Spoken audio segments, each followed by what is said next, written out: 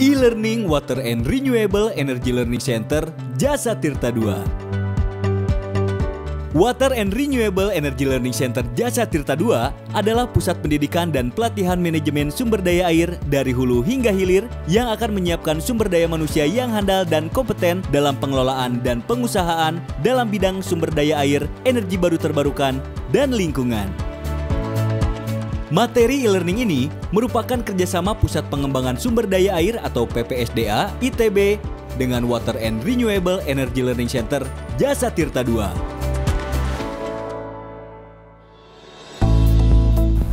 Dalam rangka memenuhi kebutuhan pangan nasional, mengoptimalkan pemanfaatan potensi sumber daya air dan mencegah terjadinya bencana yang terkait keairan, pemerintah Indonesia melaksanakan pembangunan dan pemeliharaan bangunan air secara kontinu. Terdapat berbagai macam bangunan air yang didesain untuk memenuhi fungsi tertentu. Bangunan air yang banyak ditemui di sungai atau saluran antara lain adalah bendung, cek dam, pintu air, pompa, dan tanggul.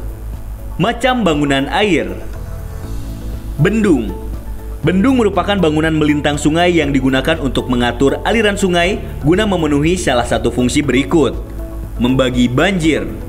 Bendung ini ditempatkan di percabangan sungai agar dapat dilakukan pengaturan aliran debit banjir dan debit rendah. Meninggikan muka air bagi penyadapan air. Bendung ini ditempatkan di hulu saluran intek irigasi, air baku atau pembangkit listrik tenaga air. Menahan air pasang. Bendung ini dibangun di ruas yang terkena pasang surut dengan tujuan untuk mencegah intrusi air asin ke arah hulu sungai. Berdasarkan tipe konstruksinya, bendung dapat dibagi dua jenis. Bendung tetap.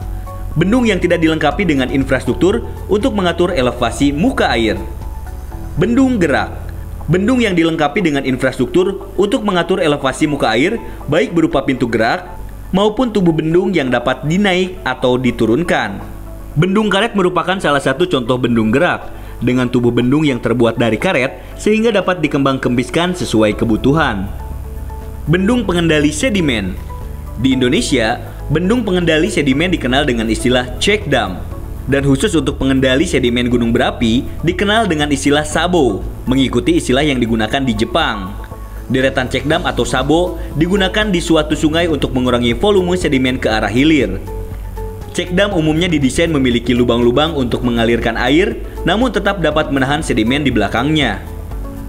Sekat kanal. Sekat kanal adalah bangunan melintang saluran di kawasan gambut yang bertujuan untuk menjaga elevasi muka air tanah. Sebelumnya, saluran di kawasan gambut dibuat dengan tujuan untuk memperbaiki drainase kawasan dan transportasi air. Namun, seiring dengan meningkatnya pemahaman mengenai konservasi air dan upaya pembasahan gambut, dibuatlah sekat-sekat kanal melintang saluran. Adanya sekat kanal diharapkan dapat meningkatkan retensi air di lahan dan mengurangi limpasan air ke arah hilir. Pintu air. Pintu air umumnya ditempatkan di tanggul sungai atau bendung, yang fungsinya untuk mengalirkan kelebihan air, menyedap air, atau untuk transportasi air.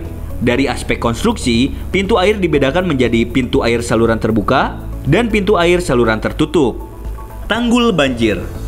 Tanggul banjir utamanya dibangun di sepanjang kanan dan kiri sungai untuk menampung debit banjir rencana di alur sungai utama. Umumnya, tanggul banjir dibuat dari urugan tanah. Adapun tanggul di kawasan berpenduduk padat dengan ruang yang terbatas, umumnya dibuat dari pasangan batu atau beton. Selain di sepanjang sungai, tanggul juga dapat dibangun di sepanjang pantai untuk mencegah banjir rob. Stasiun pompa.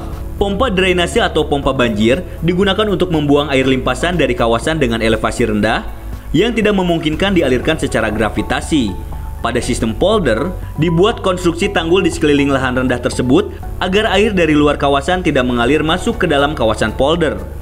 Drainase dari dalam polder kemudian dipompa menuju hilir atau menuju laut. Drainase sistem polder dapat menggunakan stasiun pompa yang dapat terdiri dari beberapa unit pompa dengan sistem operasi yang disesuaikan dengan kebutuhan saat terjadi banjir. Bangunan penerus. Transportasi sungai memerlukan permukaan air yang relatif datar. Alur sungai terkadang memiliki perbedaan elevasi yang cukup besar, baik secara alami atau akibat adanya infrastruktur di badan sungai seperti bendung.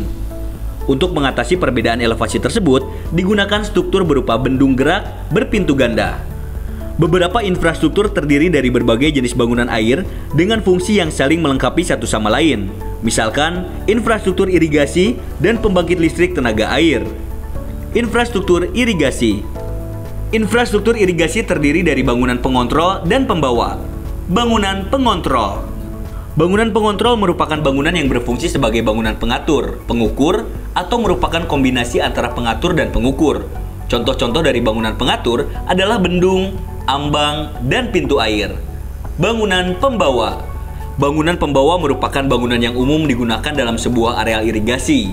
Bangunan tersebut bertugas untuk membawa air dari bendung menuju petak sawah. Beberapa bangunan dari bangunan pembawa antara lain adalah bangunan terjun dan bangunan silang. Infrastruktur pembangkit listrik tenaga air. Pembangkit listrik tenaga air menggunakan energi potensial dari aliran air untuk memutar turbin, sehingga menghasilkan tenaga listrik. Sistem pembangkit listrik tenaga air dari bendung atau pengambilan bebas terdiri dari beberapa komponen bangunan seperti bendung, pintu pengambilan, saluran pembawa, kolam penangkap sedimen, bak penenang, pipa pesat, rumah pembangkit, dan saluran pembuang. Penutup. Tantangan pengembangan sumber daya air di Indonesia masih sangat besar. Di antaranya adalah pengembangan infrastruktur berupa bangunan air. Desain bangunan air yang memiliki fungsi maksimal, mudah dibangun, dioperasikan, dipelihara, serta serasi dengan lingkungan harus terus dikembangkan mengikuti perkembangan ilmu pengetahuan, teknologi konstruksi, dan kebutuhan pembangunan sumber daya air di Indonesia. Terima kasih telah menyaksikan e-learning Water and Renewable Learning Center.